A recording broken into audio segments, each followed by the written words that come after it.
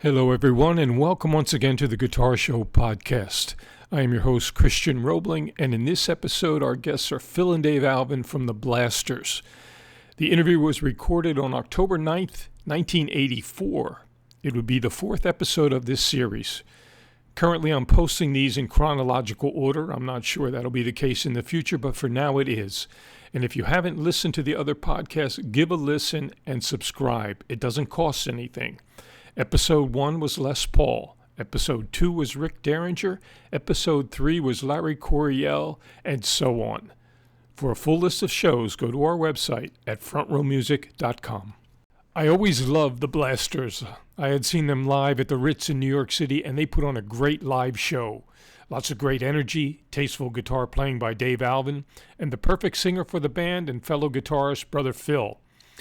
The beauty of a show like this, of the Guitar Show, is we wanted to keep it simple. We had to. The studio where we taped was not really equipped to tape a full band. The drums would overwhelm the room. So what you get is a great stripped-down version of them playing like they're in their bedroom. Now that's easy for solo guitar players like Joe Pass and Jim Hall, John Hammond, Michael Hedges, etc. So to hear Phil and Dave in this setting is a real treat. We taped the show around midnight. Now, that was great because the studios were empty at the time. So they arrived, they came with beers, cigarettes, and weed. And being brothers, things could get a little contentious. I couldn't get through a few questions before they started arguing like brothers usually do. So let's give a listen to Phil and Dave Alvin of the Blasters. Hello and welcome to the Guitar Show. We have a special treat for you tonight because we have two guitar players with us tonight. And not only that, they are brothers, and they're the cornerstone of a band called the Blasters. They come from Downey, California, and without trying to pigeonhole what kind of sound they do or anything like that, I just want to say that they play incredible American music, and they do it very, very fine. And I'd like to welcome to the show Phil and Dave Alvin of the Blasters. Welcome, guys. Great to be here. Hello. That's the spirit. Pleasure to be in New York. Pleasure to be on your show. You having a good time? I'm having a good time. I was staying mostly in bed, but having a good time watching the debate. Okay. We'll start with you, Phil. Who were some of your major influences when you were listening to guitar players? On my favorite guitar player and guy was Big Bill Broomsey. Big Bill Broomsey. Blind Willie McTell, Robert Johnson. That's about it. Well, no, it's not about it. I mean, there's infinite. I mean, those are the people that I emulated to. I was more. What about Blind Willie Ferd? Blind Guitar Ferd, Yeah. seldom seen and never heard. I do have a Blind Guitar Ferd record. Yeah. Right. Oh, there's, I'm pretty eclectic on my influences. There's not so much. I mean, the guitar styles that I play, just about anybody that's you're supposed to name as being your influence, I can mimic him. But I looked more for attitude in the whole presentation. And Big Bill Broomsey, I think, was my favorite along those lines. Mm-hmm. Dave, who were some of your early influences when you were starting? Well, the first real guitar player that I really liked and that really made me want to become a guitar player was Elmore James, who was a blues guitar player from Mississippi. And he played sort of like Robert Johnson, except he plugged in, and he always had this, he played a guitar like something like this, and they just turned it up to the feedback point. And there's an album on Kent Records, it's no longer available, called The Legend of the Blues, or The Legend of Elmore James, Volume 1, Anthology of the Blues. And it's, when I was 13 years old, a guy named John Pierre played it for me at his record store, and the first thing I heard was, I said that was it, and then from then I liked Johnny Guitar Watson, and he just played real simple and real distorted. Yeah, Stratocaster, just distorted as hell. In fact, he has a song called I'm Tired. No. Oh, Space Guitar. No. Well, Space Guitar is great. That's one of the greatest songs ever recorded. But I'm talking about my favorite guitar solo of all time is a song called 3 Hours. No. Just going through a bunch of rights. Oh, I know what it is. I remember. It's there's been some lonely night. But he does a guitar solo, just one note. It's just. And it's a great guitar solo. Not to be guitar pedantic, but we have to give Earl King credit for that guitar solo. No, I don't want to be guitar pedantic, but I've heard both, and Johnny Guitar Watson's is better. Well, it is better, but certainly the template was laid out. I don't give a damn. They were both. When I hear Earl King, it's like, that's a cool song. Johnny Watson had the West Coast hit, and Earl King had the East Coast hit. Earl King from New Orleans, who's a great guitar player and invented what's that song? Anyway, I don't want to get into that. When I hear Johnny Guitar Watson's, I go, yeah. Yeah, they were both. Right. They were both fantastic. Right. The template. I didn't want to say that Johnny Guitar Watson's wasn't a great version. It's perhaps my particular version. But Earl King should certainly get credit for the template of that song. Say your influences, I'll do mine. Okay. Say la vie. Well, mine were 30 seconds, so I figured I might say something. Well, shit, I'm just going into my influences. So we seem to be moving right along here. All right. And Carl Perkins. And Carl Perkins. Okay. And David also likes Jerry Lee Lewis as guitar player. Yeah, Roland Janes, who's a real nice guy. In fact, I talked about him on a TV show once. Roland Janes, Janes, and he sent me a letter. Yeah. Which is nice. Says, "Thank you for talking about me on TV." Oh, maybe we'll send you another one. I framed it, got it up on my wall. It's like, so, how old were you when you first started playing? I mean, did you as soon as you heard the licks, you guys started playing? I learned accordion when I was really young, but I started playing harmonica first when I was about 11, 12. And no one would play the guitar parts. I'd have to play harmonica to Purple Haze and a whole lot of love and stuff. So nobody would learn how to play guitar. Did you ever play Inagata Davida? Yes. No, Once. we didn't. No. We wouldn't do Inagata Davida because actually, when I formed my first band, there was a band. John Baz out there right now. There was a guy playing Inagata Davida, and it was so absurd that we knew better than that. We wanted to play like the Ken Heat and John Mayall, and then we looked on the back of the records and heard the other records, and that was the end of that. But yeah, nobody would play guitar. They wouldn't play guitar like Lightning Hopkins or anything. Closest you can get was Eric Clapton, which was all right for some stuff. Yeah, a bunch of that stuff. Yeah, it still gets sometimes. So after the harmonica, you kind of went to the guitar. Yeah, I'd had a guitar when I was a kid. Chords and stuff. The idea of the making chords, that was no problem to me. I liked the sound of the harmonica, so I went to that. But when nobody would play the guitar, I just learned how to do that. Yeah. David played flute and stuff. He just learned the guitar also because nobody would play it right. How old were you? People wouldn't play it right. They stopped playing the guitar right. T-Bone Walker who was the king of electric rock and roll guitar stylists. I mean, the guy that was most drawn upon, more so than Charlie Christian or anybody like that. But he was our friend, when we were like 15, 16. I used to carry his guitar for him. So I learned a lot of stuff from T-Bone Walker. And I forgot what I was talking about up to T-Bone Walker. But well, we were talking about how old you were when you really started playing. I never really started. There's never a date. I think it's the same with Phil. There was always a guitar hanging around the house because he would have guitar players in his band and they'd leave guitars around the house. And so when all the older guys had left, I'd watch the car drive away, run over, grab the guitar, and then I watched this guy named Kevin Fay who couldn't play guitar, but he knew one lick on guitar, which was. So I watched Kevin. Albert King. I was going, Albert King. I was going, okay, I got that, all right. And so like everybody would leave, and I go. And then there was a guy named Gary Massey, who was a guitar player in one of Phil's bands, who's still one of my favorite guitar players, because he sort of personifies the Johnny Guitar Watson sort of real, he just plays so like.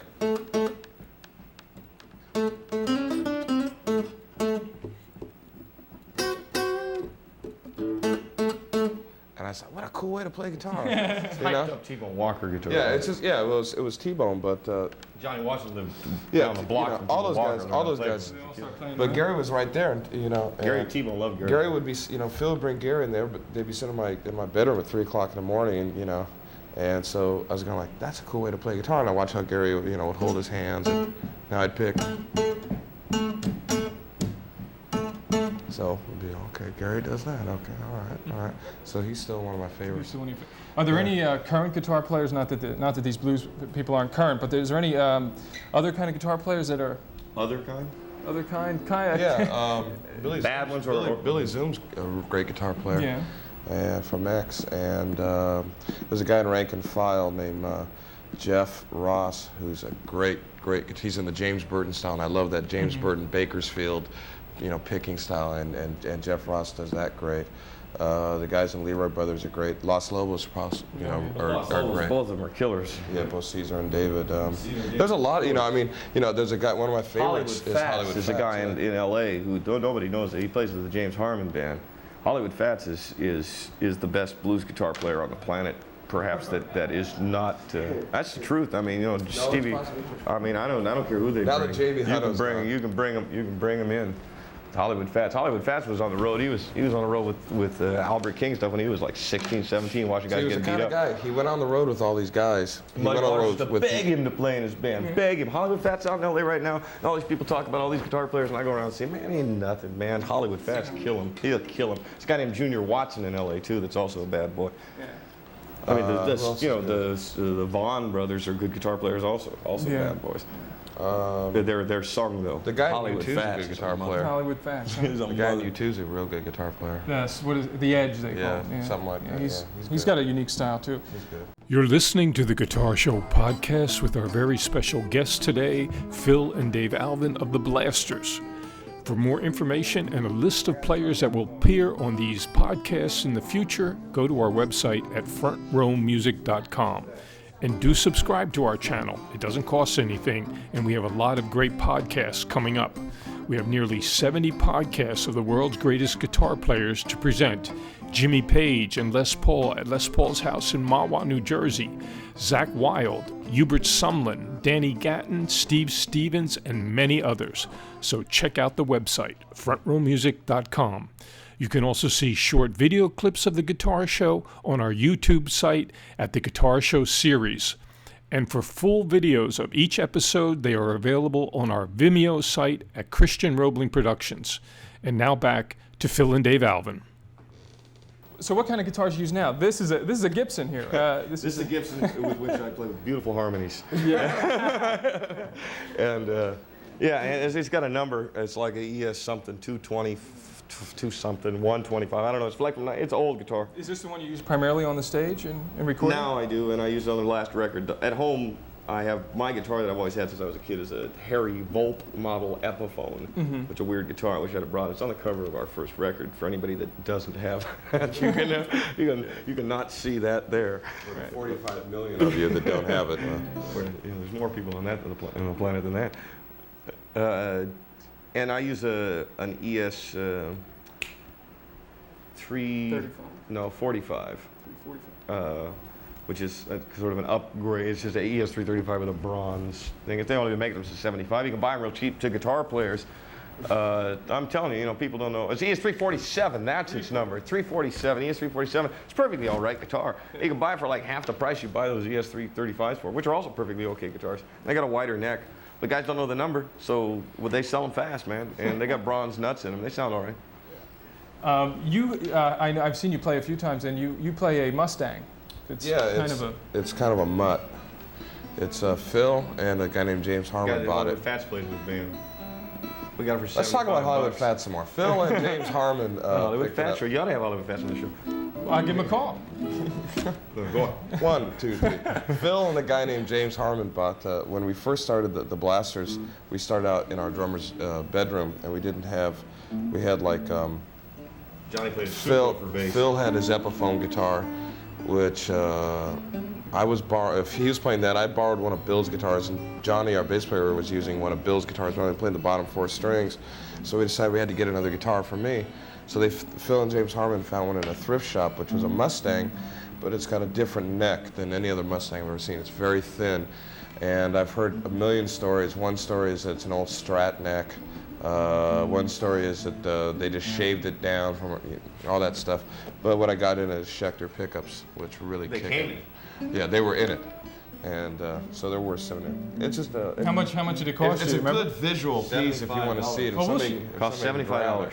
Yeah. $75 in San Antonio. Because I can tell you the story about every beer bottle nick on the. Why don't you show them the guitar while you're talking? Because I can't Get move. up, man! move, I'm he's stuck. on a string, man. We'll show it later. We'll show it later. No, you're on a We're string too. We're both on. All right, We'll show it later. I don't know. We'll show it later.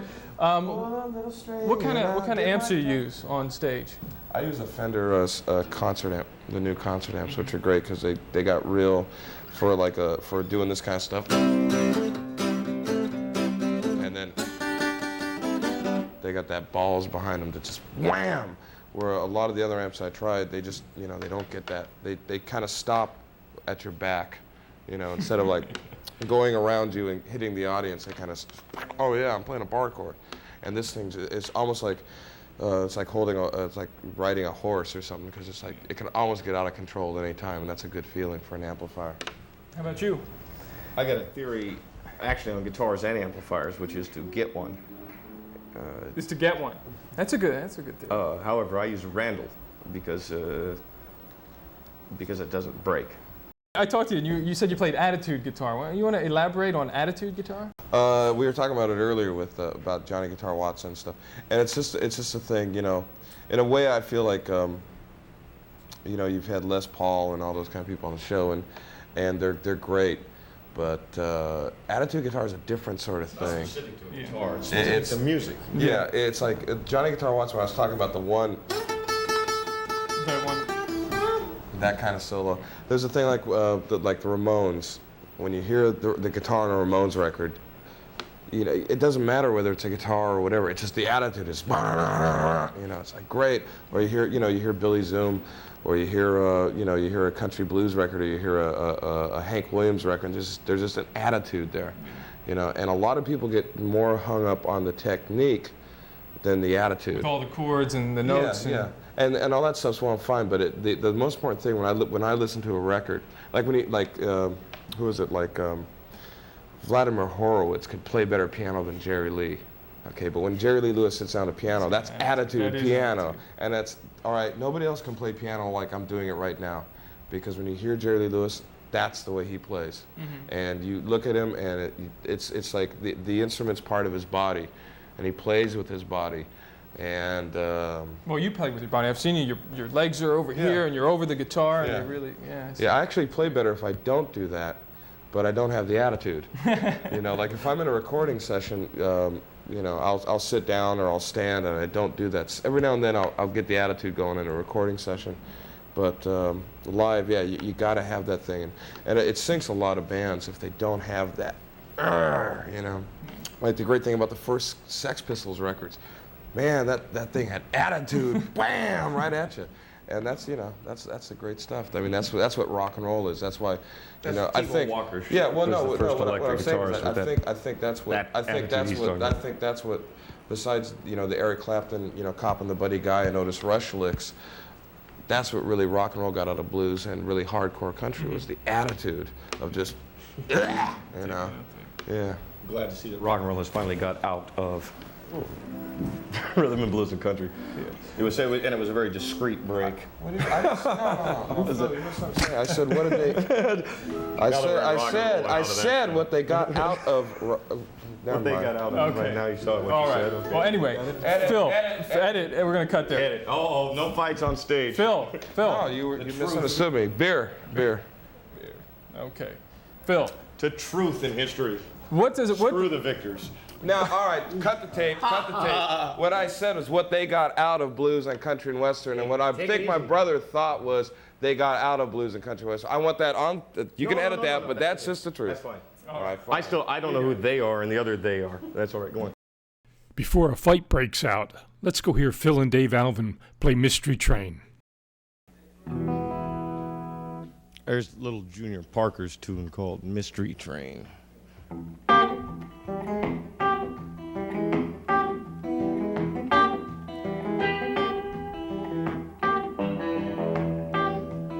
Train I ride, 16 coaches long. Train I ride, 16 coaches long. Well, that long black train stole my baby and gone. Train coming on down the track. Mystery train coming on down the track. Well, you stole my baby, but you gonna bring her home back.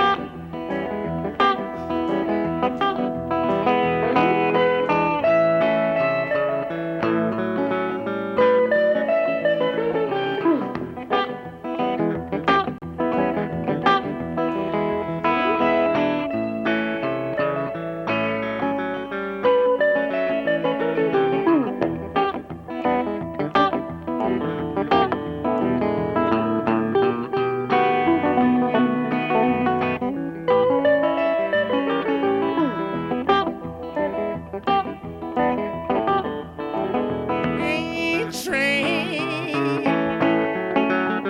coming on round the bend. Mystery train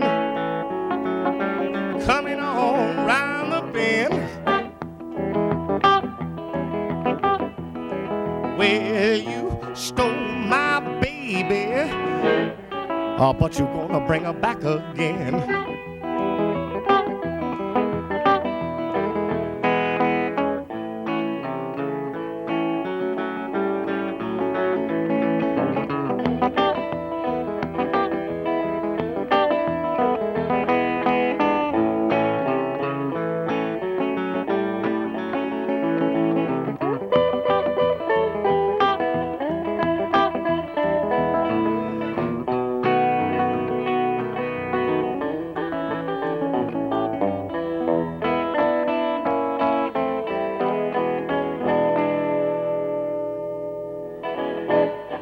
Phil, I got What less does- falling in a fight, right? what does being on the road do for your playing? Does it make you play better, or does it? Do you play that constant at home? I don't notice an effect on my playing from being on the road. I notice effect on my rationale, but not on my playing. Yeah. I mean, when you're on the road, I mean, playing as a band, you know, it's practice. You would get that tight if you practiced at home too. Right. You just get a little airheaded from being on the road. You don't have much. There's no regularity other than change, you know. Do you play often during the course of the day? I mean, if you're not, you sit in a hotel and No, I practice. rarely play. I rarely play unless I need to. Yeah. Yes, I mean, well, I mean it. I mean, if I was left alone, Throwing their guitars down. if you left me alone, and I sing, I play. If you leave me alone in a room for a month, or leave me in my life, I'll have a certain amount of frustration that I will vent by singing and playing guitar. But but as a musician now who professionally goes out and every day vents, I'm supposed to every day get up and vent this thing. The last thing I need to do is, I mean, it's no good. I'm already over. I'm already eating my body up by playing more times than I would left alone. If you just leave me alone, musicians left alone sing, you know. They play, they sing. Now it's like, you gotta sing today. Okay, what I gotta sing about? I ain't got nothing to sing about. Oh, the road, you know, the road.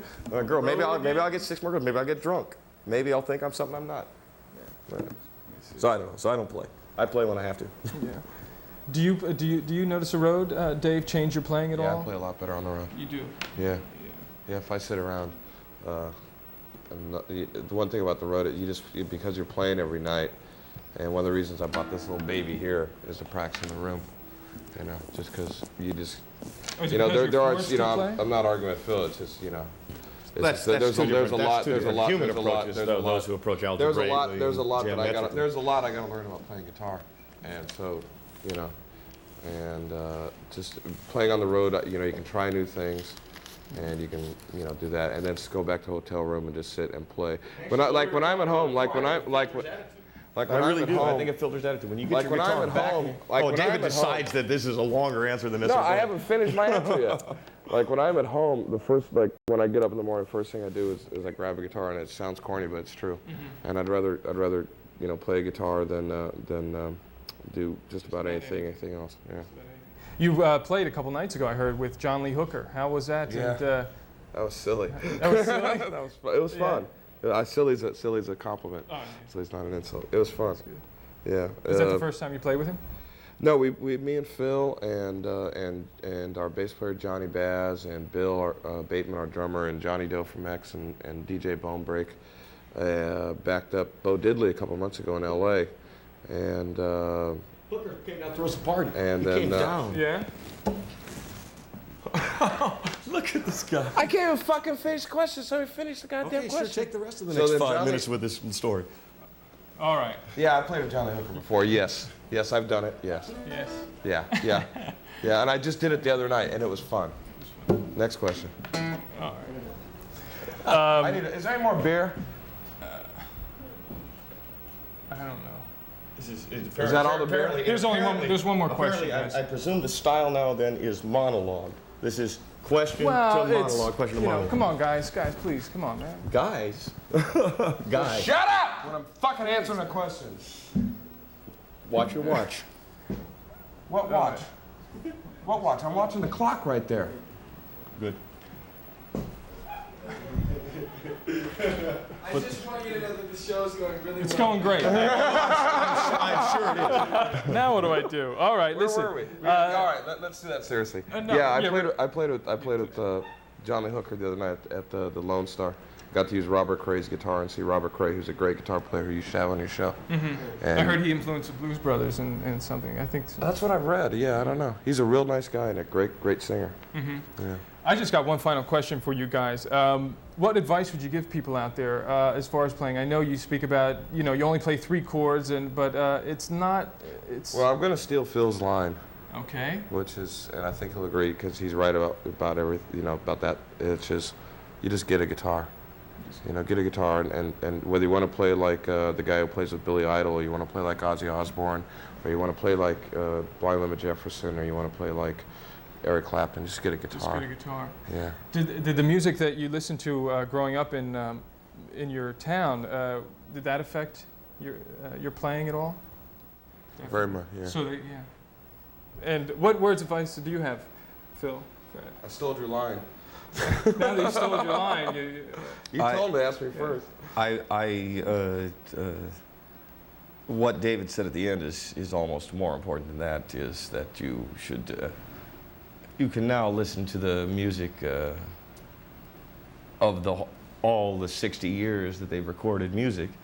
There isn't a particular style now that's going to get you out above any other one. I mean, you don't have to worry about that. So pick what you want to play and then play. If you want to play like Eddie Van Halen, play like Eddie Van Halen. If you want to play like Blind, find the music, so that, because that's our language now. This is only part of the language now. If you tried to build up the entire set of music that has been built up over 60 years by sitting in your room and saying, I'm not going to listen to anybody that's 60 years old, you're just going to rehash a lot of old stuff. You're not going to be important. Yeah. It's important to be able to say, do this Muddy Waters thing here and do this Johnny Watson thing here and then go into some Eddie Van Halen thing and do a Jimmy Page thing and do an Albert King thing. Because you haven't got any new names. You're not going to come up with anything. I mean, and righteously so. Good for us. Good for music. You know, we got a bigger class of language now. 60 years of recorded history. So play what you want. You've been listening to the Guitar Show podcast with our very special guests, Phil and Dave Alvin of the Blasters. Well, everybody lived. No fights broke out. I wasn't sure whether they were going to start fighting each other or beat me up. Anyway, we all lived it, and it was great. So for more information about future podcasts, go to our website at frontrowmusic.com, and don't forget to subscribe to our channel. It's free. You can't beat that. Short video clips can be seen on our YouTube site at the Guitar Show series, and for full videos of the Guitar Show, go to our Vimeo site at the Guitar Show series or Christian Roebling Productions. We're going to go out with Phil and Dave Alvin playing Big Road Blues. Thank you, guys, and pardon the pun, but it was a blast.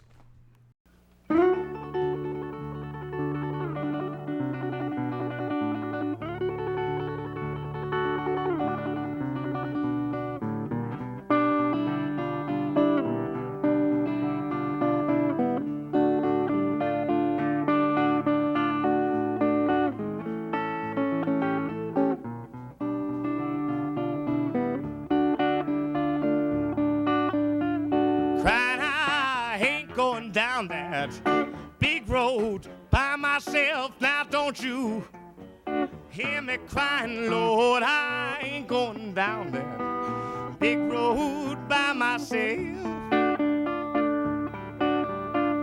I can't carry you, babe, Lord, I'll carry somebody else.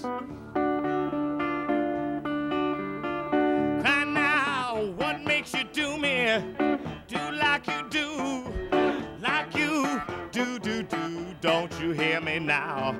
What makes you do me? Do like you do, do, do. Crying, you ain't gonna do me like you done poor Cherry Red. Can't take this poor boy's money now. Sure, Lord, won't take mine now, don't you? Hear me crying, Lord, take this poor boy's money. Sure, Lord, won't take mine. Take every poor boy's money, Lord, you sure, Lord, won't take mine.